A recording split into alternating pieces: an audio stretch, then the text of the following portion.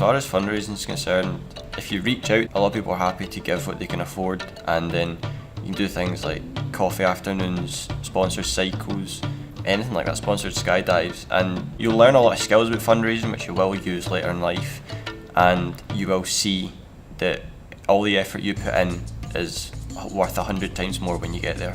Yeah. The journey took us like 2 days, but it was it was worth it, to be fair. Was it supposed to be 2 days? No, but it was worth it. If the travelling's what's putting you off, don't let it. It's so worth it. Every single minute we spent in that airport, every single minute we spent in Nairobi airport. And that sleeping on nothing. floors. There was nothing there, but so worth it. Like I so miss worth it. Yeah. Like it was that good. Like, I'd do it all over again. Yeah. Oh yeah. Literally. And then the bus was really good. 6-hour bus journey here would be quite boring because it was in such like a different setting and such like a rural place. It was quite nice to just sit and watch what was going on outside. Yeah, you drive through loads of different like communities. Yeah. And then you'd like see how everyone was living and stuff. It was really good. The bus journey getting there, you obviously get a good idea of what these people's lives actually are, and it's a really good realisation of what is actually going on with the poverty there. We got off the bus, right, and all these kids, probably about 30, like maybe more than that, they all came up and ran to us, and I was nervous because I was like, oh my gosh, like what are the people going to be like? It's like a new place. Yeah, like it was scary. And then all these kids like were so welcoming, and they were like freaking out. Wanted to hug you. Yeah, they were so cute. And the teachers were like giving us hugs. The kids were even shy themselves, so it was just amazing. We had a food line as well, so there was like donuts and drinks and juice and stuff, so all the kids got to have something at the end. Like the smiles on their faces, they just loved it. It was just really nice to see. Highlight for me was seeing the 3 classrooms that we'd built and the 2 classrooms that we'd like done up and repainted and that, and how much that will benefit the children of the area. And just when we were painting, they were trying to go in the classrooms and seeing what it was like, because they were so excited to have this new classroom, and just they'll make such a difference to their life. We painted the house with all the balloons, and then our balloons were like our hands, so we like left our handprint there in Malawi. We did like a Kaylee night. Oh, the Kaylee was amazing. Yeah. We taught the people in Malawi how to Kaylee, and they taught us their style of dance, and it was just so much fun. Spirits were so high, and honestly, Tim's hips did not lie. My most life-changing moment was just seeing how happy the kids were with very little, and it just made me think how privileged I am for having the stuff I've got, and how they have nothing and are really, really happy. Everywhere you go, there's always like kids with you. There's always someone, like everyone's so appreciative of what you're doing for them, and I'd say that's it. Like you know, you get to know maybe 1 or 2 kids particularly really well. They start to look for you in the crowd, and that's really, really nice. Like getting to know them, getting to know what they like, and then doing like games with them, and them just coming up to the street, because it does mean a massive amount to them, and they are so appreciative. So I'd say that's probably the highlight. The first Saturday that we were there, we didn't really do much building or anything because it was just our first time there, so we just basically played with the kids all day. And that was amazing. They had music and stuff. Yeah, they had the music, and they had football and netball going on, so that was really fun. Oh yeah, and we played with the girls at netball. At the girls' school we played netball matches and we stuff. got thrashed, but let's not speak about that. But yeah, they were really good. Yeah. And it was nice to speak to people that were like our age and that they were kind of similar to us. The next day we went on a walk, which was like that was so stunning. Like it was amazing. Yeah. It was on like so a big nice. hike through like the country. Yeah, and remember we saw like we were pure walking, and then people were doing like the amazing. They were like making stuff. Where else did we visit? We went to the HIV/AIDS clinic. Oh yeah. That was probably like the most heartbreaking part. Yeah, I think that was everyone's like. That was so sad. Like everyone realised like wow. I think because when you're there, like you see all the kids, a lot of it's like happy. You almost kind of well, not forget, but like you don't realise the whole like sad side. So when you visit like the hospitals, it hits you harder. Well, in Ekwendeni, we didn't think it was as poor as other areas in Malawi, but we were all quite shocked when we found out about the visually impaired school. Yeah. I cried when we had reflections sometimes in the hall at night, like about our days and stuff. I quite like the reflections that the chaplains did with us. It really made us stop and think what we were doing because we were so busy throughout the day building the buildings and doing the children's club that we didn't really get to stop and think. Yeah, I definitely cried on our last reflection, because that's when the chaplains did present us all their information about the extent of poverty and hardship that the school has to deal with and how difficult they have it. So that really sort of hit quite close to home, and yeah, it was very emotional but also thought-provoking. I think my life-changing moment was definitely hearing about the school budget, how much money they have to spend per year on water. Because the visually impaired school, it's like over capacity and they don't really have enough money to feed all the kids. The school has what is equivalent of about £750 for an annual budget, and they've got to pay 400 of that just for their water. Because they didn't have enough money to feed the kids, the school teachers that were in charge of that block, they weren't getting paid, and they had to use their wages to try and feed the kids and make sure that they were like taken by. The water tap that was there that like a lot of the community used, that was the only source of water that the visually impaired school had, and it was really expensive for them to run. So as a result, like the whole school kind of suffered because they couldn't really have like the jotters and the books and the pens and stuff that they needed. We brought pens and pencils with us, and the head teacher was like, this is more than we've ever had before. When you're there, you don't realise they're all so happy, and you don't think about how sad it actually really is until you sit down and talk about it away from the situation. I don't know, after reflection. It's just so overwhelming to see it all.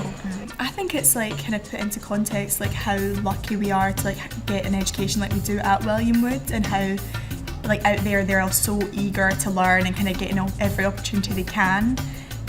Whereas like here, if you know, it's just not like we don't appreciate it as much. But I think after all of us coming back, we definitely want to kind of spread that down to the younger years and like explain what we've seen out there. When you think about the experience we've had and what we've done while we were over there, that you want as many people to experience that as possible and do as much work as we can. I think one of the life changes will be like just seeing all the people there and see how little they've got compared to us. We're there to build the school and the classrooms and stuff, so we learned how to do it at like college before we went, and then we went and we just kind of learned by the locals and stuff helping us out as well. So we just got better at it as we went on, really. The kids were extremely friendly to everyone, and they just wanted to come up, get to know you, and really become your best pal pretty much. Yeah, they'd bring you presents and stuff as well. Like I got brought an orange. And then they'd give you notes and they'd be like, oh, like, we love you, I'm so happy you came. And it was just like so precious just to like see that just us being there made them so happy. It's not really like you don't see animals and stuff, but I suppose see how on TV you see the red sand on the ground and stuff, that's just everywhere. It's all like orange and red sand, and it's not as warm as you'd think it would be, because that was their winter, was it? Yeah, that was their winter. So that was like 25 degrees, like maybe a bit less than that. Like nice during the day, but you still get burnt, but at night it was quite cold as well.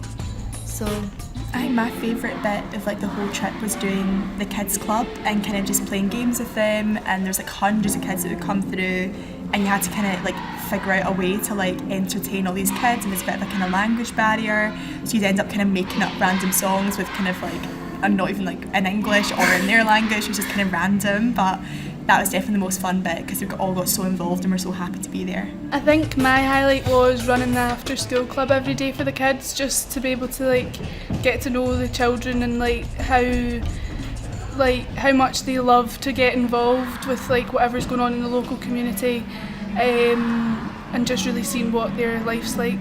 The food wasn't as bad as I was expecting. No. Like, it was probably the best. I thought rice there'd be I've ever eaten like in bugs my in the life. food, like I was expecting really bad. So when leaving, it's quite a strange feeling.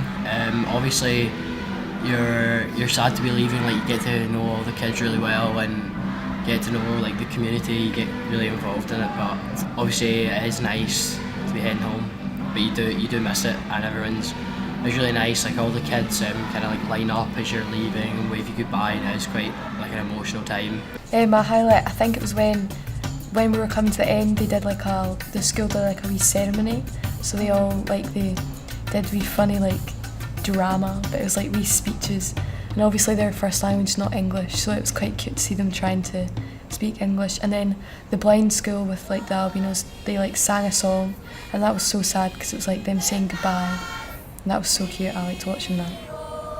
Yeah, it was a goodbye ceremony. The primary school. Yeah, and there was a blind school as well, and they were just like singing and dancing. Yeah, so the blind kids and the albino kids, they sang us a song, and we were all just like falling apart.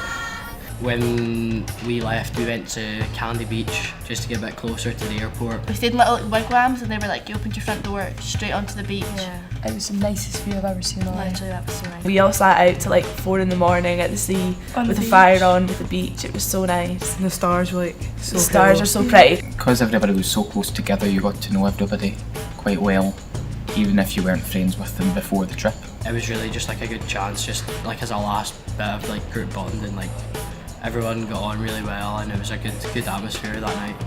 Yeah, we can both agree we'd go back in a heartbeat. And the stars, remember at night? Yeah. And then we got up in the next morning to watch sunrise, but like there was no it was such a fail. There was so many clouds. Oh, that was not So we were all sitting on the beach at 5 o'clock, so moody, just sitting there like literally went back to do you know bed. when we went back to bed 50 minutes later the sun came up? It was really amazing to watch the sunrise over the beach at 5 o'clock in the morning. Everyone that we spoke to before we went, they were like, oh, that's going to be the best experience of your life. And we were all like, yeah, whatever, yeah, right. But it really actually was. Yeah. Like, it was amazing. Like, highly recommend. Highly recommend. Yeah. If we could go back, we all would. Oh, yeah. Even despite the like 2-day travel and all that. Yeah. We would definitely go back. We played a big game of football on this amazing pitch, and I stood back at one moment and then looking at the surroundings and thinking, I'll never play football in such a beautiful location in my life, and appreciating where we are, who we're with, what I'm doing, halfway across the world from my family and where I live. And that's definitely an amazing experience I'll remember. If you're thinking about going to Malawi but you're not sure, go. Going to Malawi will probably change your life. You'll see things that you wouldn't see here, and it's different seeing it on TV to seeing it in person and being right in the thick of it. You'll get a whole new perspective on things as well. It's really rewarding. You feel like you've done something that's made even a wee bit of a change. So, and it's just nice to get out your comfort zone a wee bit as well and try something new. It's definitely worth it. It's such an experience, and it's something that you'll look back on and you won't forget. And it's really a once in a lifetime opportunity. Like, you won't ever get to go to a country like that with all your friends, such a large group as well of like such different people, and like everyone come together as one for like a big goal, and is something really special. Love you, Wanda. Love you, Patricia. Love you, Vincent. McKenna, take us back. Love it. #ready. We know that one day we shall meet again. We know that one day we shall meet again.